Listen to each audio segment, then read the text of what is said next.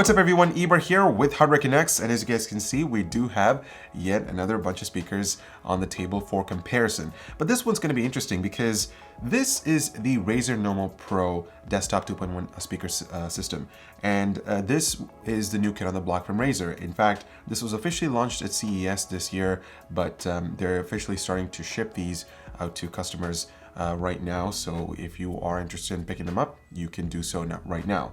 Now, the only issue that I have here is the price tag, because these things cost $500, and they are feature packed. They come with all sorts of features like RGB lighting. You've got Bluetooth technology and THX certification, all that kind of stuff.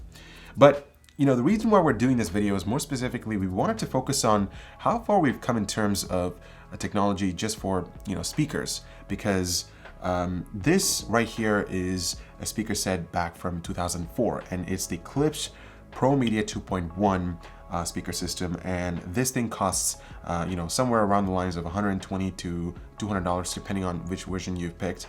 And they're still one of the best desktop speaker systems that are around in the market. In fact, Amazon rates them as their #1 pick or bestseller, so to speak. So we wanted to do a comparison, not just from a feature standpoint, because obviously Razer tends to have a lot of that compared to the Klipsch, but more from an audio perspective to see, are you actually getting that extra fidelity with the sound when you upgrade to something like the Nommo Pro. So sit back, grab a cup of coffee if you have to, and let's get into this comparison. But first, a quick message from our sponsor. It's time to play with light with Fanatec's digital RGB starter kit that includes 2 LED strips and all the appropriate cables. The main hub is magnetic, Velcro tape is available with 3 digital channels for LED strips or Halo Slux fan frames that display a ton of lighting effects, and they're absolutely gorgeous. Check out the kit down below. Okay, so let's start with the Klipsch Promedia 2.1. This is a THX version that I have over here, and it costs around $150. This is a 2.1 desktop speaker system, so you do get the standard 2 satellite speakers and a dedicated subwoofer.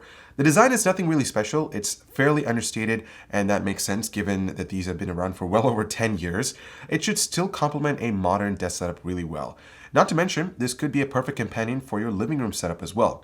The build quality is respectable. It's mostly constructed out of plastic materials, but at the end of the day, what really matters is the sound quality, and I'll get to that a bit later on in the video. As to the form factor, they are relatively compact. I'm not going to say that they are as small as something like the Creative A250s that I checked out a few weeks earlier, but you can definitely fit them in a compact desk space. And here's a comparison, or a live comparison, between this and the Galaxy Note 9, and as you can see, they are roughly the same height, so it's pretty compact. Now, one of the cool things I like about this speaker by itself is that the supporting stands are actually made out of metal, and they are angled in such a way that you get a better sound projection when you have them facing you. So that's definitely a positive, and I'm really glad that they haven't, skipped that part, considering that these are fairly old desktop speaker systems. Now for the controls, this is a unique design implementation in my opinion.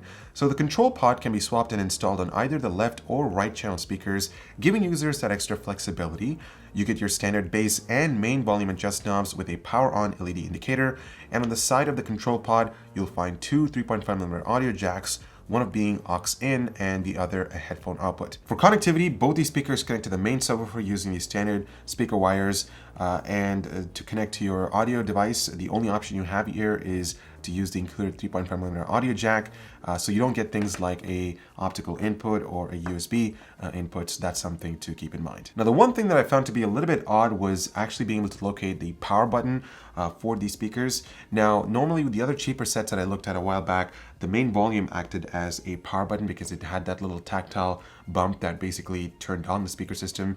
But in this case, it just stays on completely when you have them plugged to the main outlet. So that's something to consider. It's really not a huge deal because you won't experience any interruptions, so to speak. I mean, all you have to do is just mute the whole system. But this LED light just basically just stays on for the most part. So again, that's something to keep in mind. Now remember, this is the THX version of the Promedia speakers, but there are other versions too. There is a non-THX version that goes for around $130. This one has a slightly narrower frequency response according to its spec sheet, so you're looking at 35 to 20,000 Hz versus 32 to 20,000 Hz. It also uses different connectors between the speakers and sub. There's also a non-THX Bluetooth version that has the same narrower frequency responses, but also includes Bluetooth connectivity. It went for about $200 USD, but as far as I can see, it may have been discontinued since user reviews were also pretty mixed for that set. Now, we bought these speakers from Amazon and we didn't have any contact with Klipsch, so we don't exactly know if they're going to be discontinuing these models anytime soon. So if you are interested in picking them up, I would highly recommend doing that very soon, because as far as I can tell, there's only limited stock available on Amazon, and I'll make sure to leave links to both of these speakers in the description down below in case you're interested in checking them out. Switching gears, we have the Razer Nommo Pro desktop speaker systems that are priced at $500. Now, these are standard 2.1 desktop speaker systems, so you get 2 speakers and a dedicated subwoofer. And if you recall the standard Nommo speakers that I looked at a while back, the design should look very familiar. Now, the one thing that I noticed right away with the Nommo Pro speakers after playing around with the Promedias was the build quality. The main satellite speakers are constructed out of aluminum materials, and it is quite heavy too. The design is quite unique in my opinion. Just like the standard Nommo speakers, these have a cylindrical look going on, so you've got a separate silk dome tweeter taking care of the higher frequencies, and 3-inch Kevlar coated drivers to take care of the mids to low range sound. And of course, we have to talk about that giant subwoofer. I mean, look at it. It's huge. And here's a shot compared to the sub from the Promedia set. Now, this is down firing, unlike the Promedia that is front firing, and it also acts as the central hub for connectivity. Speaking of which, you have 2 separate proprietary left and right channel speaker ports, the control pod connector, which I'll get to shortly, optical in, USB for your PC, the main power switch for the system, and a power input. So those are a lot of cables to deal with, so good luck with cable management on your part. But one thing that I found to be really annoying, or I guess frustrating in a sense, is that all of these cables are thickly braided. And so it's very difficult to route them on your desk because, as you guys can see, it's not that flexible. They're very stiff. So that's something to consider. But most importantly, they're also very harder to clean during long-term use because, remember, these are going to be staying stationary, and of course, they are going to attract dust particles. So cleaning braided cables by itself is just going to be quite a challenge. So these are some of the things to keep in mind. Now, the included control pod is fairly easier to use, and it's also built really well. You have your volume dial to adjust the volume in 2-step increments. But the one thing that I did notice is that the actual dial by itself isn't as smooth as I'd like it to be, because for an expensive product, I expected the dial to be a lot smoother, kind of like what you'd experience with some premium sound systems within this price range. As for connectivity, you do have a headphone jack and an auxiliary input built inside the control pod, which is pretty convenient. And you also have the standby button that just quickly puts the speaker system to sleep. And this main button that's located on the bottom is used to switch between the different sources. So you do have the option to switch to optical, Bluetooth, analog, or USB. Now, I should mention that I am a little disappointed with Razer not including a dedicated remote control to adjust the volume and other things with the system, because the control pod by itself is directly wired to the Razer system, so you have to have it within the vicinity of the speakers. So yeah, I just feel like they should have included a remote controller, because my $300 Katana Sound Blaster speaker comes with a remote controller. So that's that. Now, just to give users that extra flair, these speakers do come with RGB lighting, specifically chroma lighting on the base stands. So if you want to take advantage of that, and if you want to complement your gaming setup, then this could be a pretty cool addition. And of course, you can play around with different effects and all kinds of stuff through Razer Synapse software, which is great. Not to mention, these speakers do come with Bluetooth functionality, and it's Bluetooth 4.2 to be more specific. So you can actually connect your smartphone or any other mobile device to these speakers without a problem. What's even awesome, or I guess cool, again, given that this is a $500 speaker system, is that Razer has built a dedicated app for both the Android and iOS platforms. So you can download it through the Play Store and control things like your lighting. You can also set the different sound modes from THX to Dolby Virtual Surround Sound, or even play around with custom EQs through the app, which I think is pretty nice. But let's actually talk about the sound quality. And I'm gonna kick things off with the cheapest pair here, which is the Klipsch Promedia 2.1. I was struggling to pick my jaws off the floor after firing these up for the first time. Seriously, I thought to myself, how can such a system cost $150? The detail with every frequencies is so rich and clear, you won't be missing out on even the slightest elements within a soundtrack. There is fantastic stereo separation, and the whole sound experience just feels complete with the Promedia 2.1. The bass is so tight and almost enriches every beat that comes out of the whole system.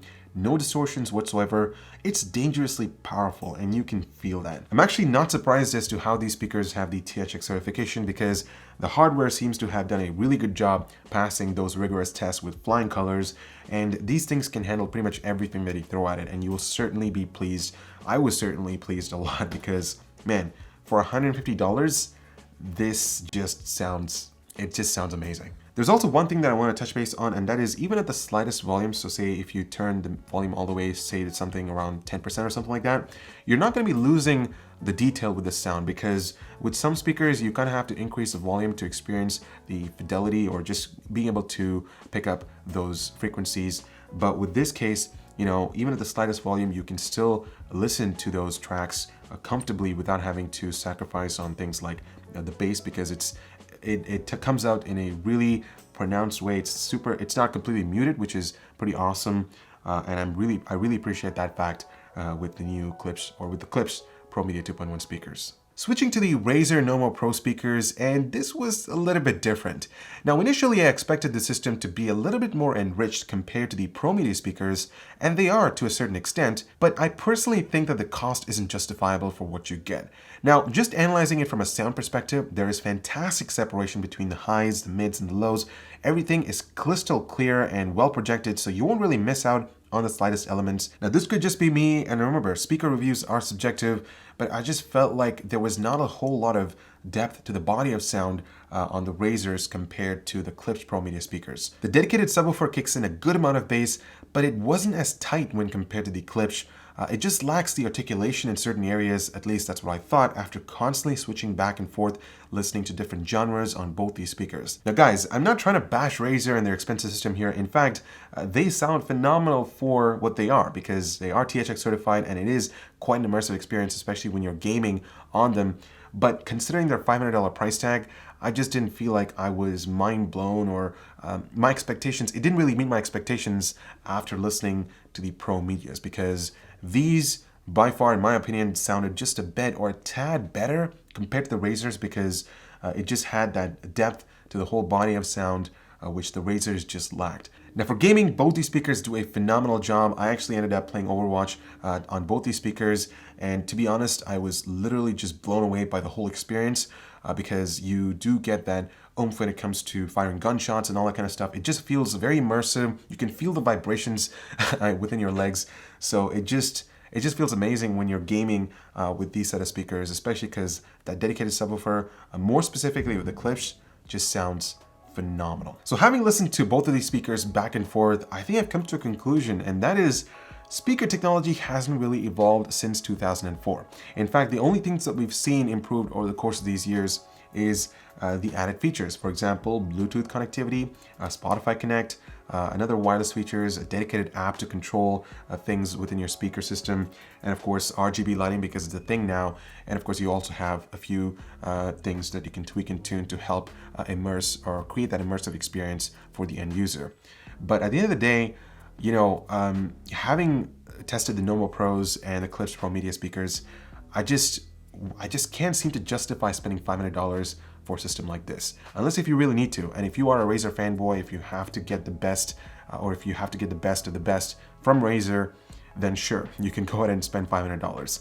But for sound, if you're looking to get an immersive experience out of the sound, and if you don't care about getting Bluetooth, or if you don't care about having RGB lighting and build quality, then I think the Promedias are still by far one of the best sets that you can pick up right now. And of course, at $150, it's a steal. So I hope you guys enjoyed this comparison between the Klipsch Promedia 2.1s and the Razer Nommo Pros. What do you guys think about it? In fact, would you actually consider spending $500 for the Nommo Pros, or are you actually interested in the Klipsch more than the Razers? Love to hear your thoughts. In fact, if you're an existing owner of the Promedias, what has been your experience like? And in fact, are you still enjoying your time listening to this set? I'd love to hear your thoughts in the comments down below. I'm Eber with Hardware Canucks. Thank you so much for watching. Make sure to check out our new Boot Sequence channel for the latest tech news and rumors. And of course, you can check out some relevant content right over here. I'm signing off, and I'll see you guys in the next one.